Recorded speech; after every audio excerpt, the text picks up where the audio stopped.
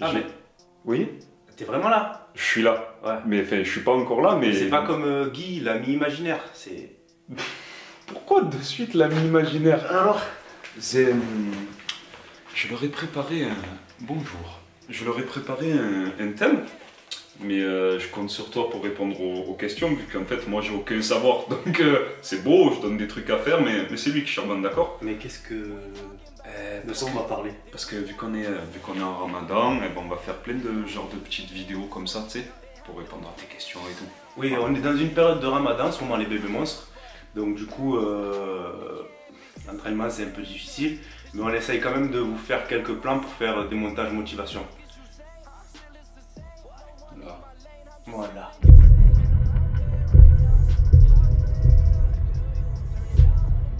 Le thème, ça va être 7 erreurs à ne pas faire ou ne pas commettre en musculation. Wow. Bon déjà, je déteste ce genre de vidéos de classement, de 7, de 10, de 5, je sais pas trop quoi. C'était venu d'où ça? Il adore. Ah, c'est en regardant la fragilité du game sur... D'accord. Tu t'es dit on va faire une vidéo à la mode. En regardant... D'accord, bon ben vas-y, je joue le jeu, pourquoi pas. Allez, on joue le jeu. S'entraîner trop et trop longtemps. Donc ça c'est une de tes 7 erreurs. Ouais, l'erreur, ouais, mais oui. Alors, s'entraîner trop et trop longtemps, oui, ça peut faire partie de ton top 7 des erreurs. Pourquoi? On prend le cas de quel genre de pratiquant? Pratiquant débutant. Pratiquant, je pense qu'on va parler des débutants. Parce que si jamais on parle de... Parce que si on parle de pro ou d'intermédiaire... Si on parle de gars qui ont des années d'entraînement, les mecs là, ça marche plus pour eux, tu vois, ils peuvent s'entraîner 6, 7 fois dans la semaine, tu vois. Non, mais on va parler de débutants parce qu'en plus j'ai des erreurs qui... C'est des erreurs plutôt... les intermédiaires et les pros savent très bien qu'il ne faut pas commettre ce genre d'erreurs. D'accord, donc on part sur un sujet débutant. S'entraîner trop et trop longtemps. Alors, s'entraîner trop. La musculation, c'est une des disciplines qui va à l'opposé de beaucoup de sports. Je prends l'exemple du foot, parce que c'est l'exemple le plus concret. Si on s'entraîne longtemps à marquer des coups francs, à faire des jongles, etc., on va devenir performant. À l'entraînement, si jamais vous dépassez un certain nombre d'heures, ça ne sert plus à rien. C'est-à-dire c'est contre-productif. Vous allez rentrer dans une période qu'on appelle une période de catabolisme musculaire. Donc, tous les efforts que vous essayez de faire pour prendre justement du gain musculaire, eh ben, ça sera réduit à néant. Il y a une fourchette qui est intéressante de 45 minutes à 1h30 selon l'objectif. Pas plus, pas moins. Voilà, comme Arnold, 3 heures, vous avez compris? Voilà, c'est ça. En 2, j'ai mis éviter l'hyperextension. Tu sais quand ils sont à la presse par exemple et qu'ils se déboîtent la jambe. Il y en a beaucoup qui me demandent comment ça se fait que je me suis jamais blessé, comment ça se fait que j'ai cette longévité dans le game. Voilà. Tout simplement parce que j'ai jamais fait de mouvement hyper extension. Je m'explique. Il y a une vidéo qu'on a tournée il y a 1 an de ça qui a été énormément critiquée. Dans cette vidéo, je fais du développé halter et je développe les haltères à ce niveau-là. Ok. Voilà. Ça s'appelle une mise sous tension musculaire et une protection articulaire. Ok. Donc maintenant, si jamais tu as mieux à proposer au niveau de tes pecs, tu me fais une petite vidéo, tu me montres ça et ensuite on en discute. Donc, l'hyperextension à éviter absolument. Pourquoi? On essaye de stimuler de la fibre musculaire. D'accord? Et pas du tendon ou je ne sais quoi. Donc, il y a des techniques d'entraînement où tu vas pouvoir aller chercher vraiment au bout de l'extension. Mais c'est des techniques. C'est-à-dire que c'est ponctuel, ça ne vient pas tout le temps dans ton entraînement. Ou sinon, tu ne vas pas faire long feu, gros. Tu vas t'entraîner 3 ans, 4 ans, tu vas être démonté. Donc on évite tout ce qui est hyper-extension des coudes et des genoux. Ça s'appelle des reps partiels. Fils de pute. Ne pas s'entraîner sur sa digestion. Ouais, alors, on vous explique souvent qu'il faut manger pour avoir de l'énergie. C'est bien sûr une base absolue. Mais si tu veux, quand tu manges, ça demande énormément d'énergie au corps et de sang pour effectuer la digestion. Donc ça veut dire que toute cette énergie, tout ce sang qui va être dans ton estomac au moment de ta digestion, il ne va pas être disponible pour venir dans tes épaules, dans tes pecs, dans tes biceps, etc., etc. Et tu vas ressentir un coup de barre, tu vas ressentir une fatigue. Et tu ne vas pas être aussi performant que si jamais tu avais fini ta digestion ou si tu étais à jeûne. Bon, à jeûne, c'est des personnes un peu plus expérimentées qui pourront s'entraîner à jeûne. Ben, on pourra en parler. On pourra en parler. Les débutants, mangez, digérez, prenez le temps de digérer et allez vous entraîner. En 4, j'ai mis ne pas s'échauffer, négliger son entraînement. Bon, c'est lui qui dit ça, hein. Je néglige tout le temps l'entraînement. Bravo Morel. Le mec, voilà, au moins on n'est pas hypocrite. il se pointe, la nuque pincée, le dos brisé. Pourquoi? Parce qu'il ne s'est pas échauffé.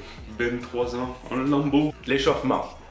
Alors, je sais pourquoi vous vous échauffez pas. Vous avez peur de perdre de l'énergie et de ne pas être à 100% sur le premier exercice que vous allez faire. T'es trop feignant. Ou parce que tu es feignant. Mais en général, c'est ça. On se dit, j'utilise aucune force dans aucun mouvement et je me place cash sur mon banc de développé couché, par exemple. Eh ben, gros, tu te trompes à 200%. Parce que tu seras jamais plus performant qu'en chauffant la machine. Donc, un échauffement de tous les groupes musculaires qui vont rentrer en action, de toutes les articulations qui vont rentrer en action, et je dirais même plus, avant même de commencer l'échauffement ostéo-articulaire, un petit échauffement cardiovasculaire de 5 minutes qui te fait monter un peu en température et qui fait comprendre à la machine que tu vas passer à l'action. Et la machine, c'est ton corps, hein, c'est pas... Tu vas pas mettre... Ouais, non, c'est pas la machine du développé. Sois pas con, s'il te plaît. Voilà. Donc du coup, l'échauffement, c'est primordial, les gars. Vraiment. Et au-delà de tout, pour éviter le risque de blessure. Si jamais tu démarres cash sur un corps qui est froid, tu as beaucoup de chances de te faire mal. Ok? Même si c'est pas très grave, mais tu peux te bloquer, tu peux te pincer et au pire, tu peux te déchirer. Donc l'échauffement, c'est très important. Négliger la technique. Alors, je pense que c'est... Ouais, ça peut faire partie de ton top 7. La plupart des pratiquants, ils visent quoi quand ils arrivent à la salle? Ils visent surtout la charge. Donc l'ego, j'en ai parlé des millions de fois. Non, la première des choses qu'il faut viser, c'est l'apprentissage de la technique. C'est-à-dire, ne pense pas à monter en charge tant que ta technique n'est pas maîtrisée, tant que ta technique n'est pas parfaite. Donc du coup, il faut apprendre, il faut être patient, il faut savoir se créer un schéma corporel, placer ses omoplates, placer son bassin, etc. etc. Et à ce moment-là, tu peux penser à monter en charge. Attends, je vais revenir à des kilomètres parce que pas tous les mouvements ils sont parfaits dans vos vidéos et tout ça. Il y a certains exos où des fois tu vas mettre un poids plus lourd, soit pour progresser, soit pour choquer un peu le corps, et donc tu peux te permettre de tricher un petit peu, tu vois, le leg curl, tu vas avoir. Il faut pas être dans l'abus. Voilà, merci. Ça fait partie des techniques d'entraînement. Les reps trichés, ça fait partie des techniques d'entraînement. Je ne sais pas ça. Mais je m'adresse à un public débutant. Voilà. Mais ça fait partie des techniques d'entraînement. Et puis aussi, la morphologie n'est pas la même chez tout le monde. Donc l'exécution du mouvement ne sera pas la même chez tout le monde. D'accord? On parle de respecter des techniques de base. Okay, savoir faire un développé couché, savoir faire un squat, etc. etc. Se concentrer. Se concentrer, bon, c'est un peu léger dans ton top 7 ça. Hein. Ben, c'est important la concentration. Ouais, c'est important, mais... Tu peux te blesser facilement. Admettons, ça rejoint un peu tout ce qu'on a dit jusque-là. Par exemple, une charge lourde, tu vois, tu as besoin d'être préparé à ça, de te concentrer pour éviter de te blesser et bien exécuter le mouvement. Ouais, du coup, on revient à ça. Alors, bon... Ça peut me permettre de rebondir sur notre mentalité d'esprit, le secret de l'acier. Moi, personnellement, je place l'esprit au-dessus de tout. D'accord? Pour moi, quelqu'un qui sera fort d'esprit, il sera beaucoup plus performant, il sera beaucoup plus puissant, il y arrivera mieux que quelqu'un qui n'est pas fort d'esprit. Donc, notre mentalité, c'est de mettre l'esprit au-dessus de tout. Et l'esprit, forcément, ça passe par une concentration maximale.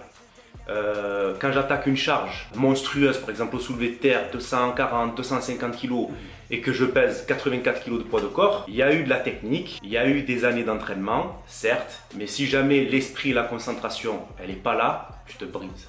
Okay? C'est ce qui te permet vraiment d'être à 200% dans ton entraînement, tu vois. Après, il n'y a pas tout le monde qui va à la salle pour les mêmes raisons. Mais si vous allez à la salle pour performer et pour créer un physique digne de ce nom, la concentration, c'est la base. Du coup, on s'est niqué parce que le 7, c'est soulever des charges excessives. Mais c'est ce qu'on a dit. Ouais, mais voilà, en fait, il y a une certaine cohérence dans ton top 7. Ouais, ça se rejoint, Rasengan. C'est quoi?